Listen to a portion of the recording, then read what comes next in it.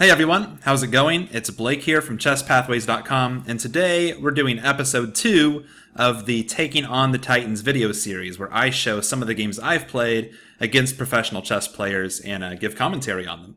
So unlike the first episode, which showcased a game back from 2013, this was actually a recent game. I just played this game just a couple weekends ago at the Texas State Championship. I had the black pieces here against Grandmaster Julio Sadorra. And I think the opening phase here is really the most interesting part of the game, but we'll definitely go through the whole game. So let's see what happened. Knight f3, d5, c4, and I play c6 here. So this whole knight f3 and c4 move order, this ready style setup from white, black has to be kind of careful with transpositions here. Depending on what you play against normal d4 openings, you kind of have to keep that in mind against all these kind of offbeat setups with c4 and knight f3 to make sure you don't get transposed into a line that you're not familiar with. But I play the Caro-Kann and the Slav defense, so I'm very familiar with the c6, d5 kind of structure from black, so I went ahead and went with it. c6, e3, knight f6, knight c3, and black can develop the bishop outside the pawn chain here and play something like bishop g4 or bishop f5. I actually have played this move in the past, bishop g4 here, but I decided not to. A lot of times white will just do something like play d4, and at some point they're just going to grab the bishop pair after you play e6 later. It's pretty easy for them to play like h3, g4, knight h4, some idea like that I've seen even, just to get the bishop pair, trade off this knight for the bishop. And I just feel like it's very pleasant to play for white. It's not a big advantage for white, but it is pleasant to play for white, and it's the kind of position that a lot of times grandmasters like to get against lower rated players, where they feel like they're playing with no risk, they have a very slight advantage, and they can grind you out the whole game. That's not really what I was looking for here. I decided to play e6 and keep the pieces on the board, play a more complex position. And I kind of secretly hoped that at some point we would transpose into the semi-Slav, which is what happens if white plays d4 here, or really at any point in the next several moves. Then we get back into a mainline semi-Slav, which I'm very well prepared for. So I kind of hoped he would do that, but I kind of knew he wouldn't, because there's a reason he's going for this whole c4 knight f3 setup. So we'll see what happened in the game. b3. Knight b to d7, bishop d2, bishop d6, queen c2, castle, bishop e2. Yeah, here still, if white plays d4, we are back to one of the lines in the semi-Slav. We're back to the anti-Moran, Fianchetto line here in the semi-Slav. But bishop e2, and now black has to make a decision. Black has played all kinds of different moves in this position. You can play queen e7, rook e8, a6, b6. There's a lot of moves that make sense here. I decided to play rook e8 and just put the rook on the e-file, possibly preparing to play e5 later, kind of saying, if white's not going to play d4, then I can just play e5 myself. But it's not entirely that simple. So white goes ahead and castles here. And now I play e5, which in itself is not a bad move, but after c takes d5, I definitely have to take with the knight here. I don't know why I thought I could take with this pawn and allow knight b5.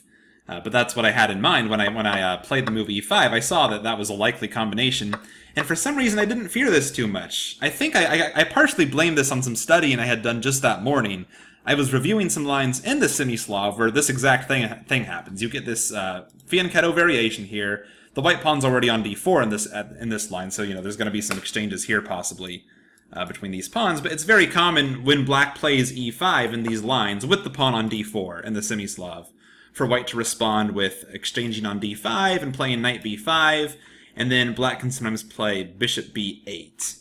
So I had studied some of those lines in the semi-Slav just that morning, but here it's a little bit different. So after c takes d5, c d5, knight b5, bishop b8, rook a to c1, only here did I really realize that, wow, black really has no good answer here to the threat of knight c7, which is more of a positional threat than anything else, but it's very annoying to deal with. White completely controls the open file, and there's no good way to play here. There were some lines in the semi-Slav where it even worked out to play knight e8 in response to this idea, but here, of course, I don't have knight e8 because I used my little extra move there to play rook e8. So it's very different now, and I realized how much trouble I was in. So this goes back to an issue I discussed earlier in one of my blogs. If you're a Chess Pathways member, you might remember a blog I sent out about some games I played in the Simul, some of the mistakes I made. That's the Simul I'm hosting on chess.com for some of our members. And by the way, if you're not a member yet of Chess Pathways, please go ahead and go over to chesspathways.com and go ahead and sign up. It takes 5 seconds, it's free, you won't miss out on any content. But you might remember from that blog post where I talked about some of the blunders I made in that Simul, when I talked about this kind of hand-waving, comparative analysis, saying, oh yeah, I've seen this idea, this happens in some opening, I know it's not a big deal because, I know there's a way to defend it in that opening, and you don't think it's a big deal, instead of really being concrete and calculating it out. There's no way I should just dismiss this knight b5 idea as not a threat, because, oh, I just saw this morning in a book, it's not a big deal, black has ways to defend, I'm not going to worry about that, let's go ahead and grab the center. You can't really think that way. So that was my big mistake in this game. I don't know why, I succumbed to that, mental blunder. It's always good to kind of self-assess why you make these blunders. But yeah, I just hand-waved the decision away, basically. I just wanted to take the center, I didn't really take this knight b5 idea seriously, and it wasn't until rook a to c1 that I realized I was kind of in trouble here. So I played e4, you'll see what happens. Knight fd4, I really have nothing better than to play a6 here and, force that knight to do what it wants to do and come to c7. My pieces are all kind of tied up. And here white just has a big positional advantage on this c-file. I was actually kind of happy with how I played after this point. I feel like I kind of scrambled out of trouble a little bit, managed not to lose a pawn for a while. I came to c6 here, forcing the queens off. But yeah, that rook gets access to the 7th rank. There's no real way to prevent that, unfortunately. But I was able to play b5 here, which is kind of the point of my maneuver. Now I'm not going to lose this b-pawn if I move the bishop, so my bishop's kind of unstuck now. Because if I can't do this, I have real trouble connecting rooks and coordinating my pieces if that bishop just has to, babysit the b7 pawn. So now I can move it, but white just still has a big advantage because of their domination on the c-file. And you'll notice here, I'm not down any material. It's actually still equal material, even though I felt like my position was awful here. It's just a positional domination here by white that's really hard to deal with. And by the way, I've noticed a lot of international masters and grandmasters like to play in this kind of style against masters. They don't want a huge opening theoretical debate where they're playing the most super complex openings that rely on memorization. They don't want, flashy tactics all over the board. They just want to play a very boring style of chess, get a positional advantage, wait for you to make a positional mistake, and just dominate positionally. I feel like I've lost several games to titled players in a very similar fashion this way, so it's definitely a very effective strategy they have. And I don't really see this dynamic happening at lower ratings. Like, I don't feel like an 1800 playing a 1500 really plays this way. Usually those games are decided by some tactic that the 1500 misses. But it seems like at these higher levels, a lot of times the higher rated player, especially with the white pieces, just loves to play with no risk and really grind it out, which works well. So here we go. We'll keep following along. Rook f to c7, knight e6. More exchanges happen. But yeah, these two rooks are really menacing here. That was a nice little maneuver too, just exchanging off the defender of the a6 pawn, and now I really have no way to avoid losing that pawn. I do get some counterplay though on the c-file. I can come to the c-file, and if white takes that pawn, I'll finally get some counterplay. So that's what happened. Rook takes a6, b4, because I don't want to lose that pawn too, and now white can't stop me from coming down to the 2nd rank. But he was able to really kind of nullify all my counterplay and just slowly convert the extra pawn. So bishop d4. Rook down, now f4. I thought this was a nice move, by the way. I probably wouldn't have played this myself, but it looks effective, because if I take en passant, just bishop takes, and everything's safe. I have an isolated d-pawn that can be targeted, and I'm going to win this pawn. That couldn't really be prevented, but white really has no other weaknesses in the position. The two bishops are very strong, this pawn's weak. White is still just positionally better. So after f4, I decided not to take en passant, but then white gets this, more space on the king side. It's kind of pleasant. The king can start coming to help now that it's getting close to an endgame. I just took on d2. King f1, rook c2, back to the open file, rook a8 and king e1.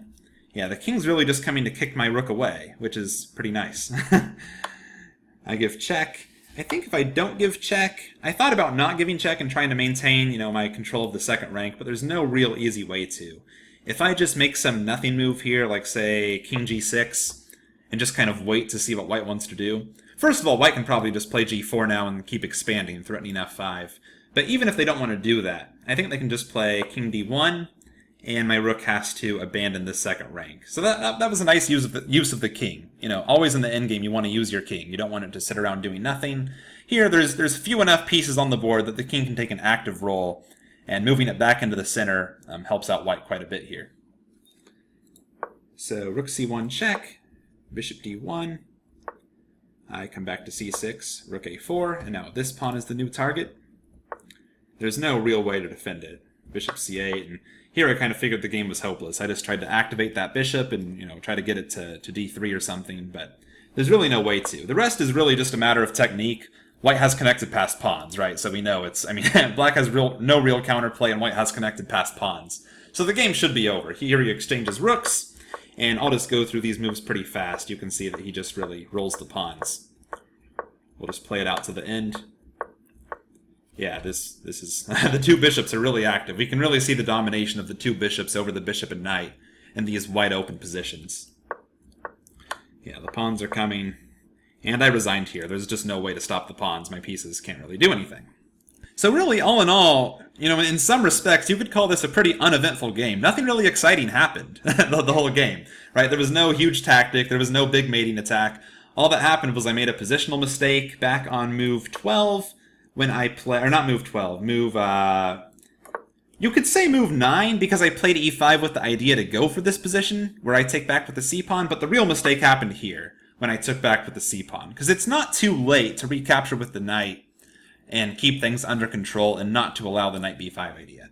But I really just made this one big positional miscalculation here, c takes d5, just because I misassociated this idea with some other opening ideas where it's okay to do this, and like I said, you have to be really careful about doing that.